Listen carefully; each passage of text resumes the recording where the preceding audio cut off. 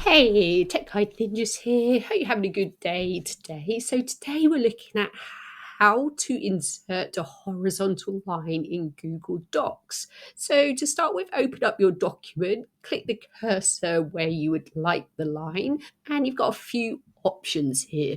First one is to click on Insert and then scroll down a little way and you should see a section that says horizontal line. So you can click on there and that will add a horizontal line to your document. The other option that you have is to use the formatting tab. So I'm going to click on there, going to click on paragraph styles, and then click on borders and shading. So click where you want the line to be and then click how wide you want it to be.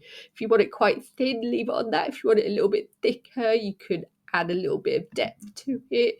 And you can also choose whether you want it to be dashed or dotted or just a normal line. And you can also change the color of your line so you can make it something different if you want. When you're happy, click apply and you've got your horizontal line in your document. I hope that was helpful. Please like the video and subscribe. I will see you soon.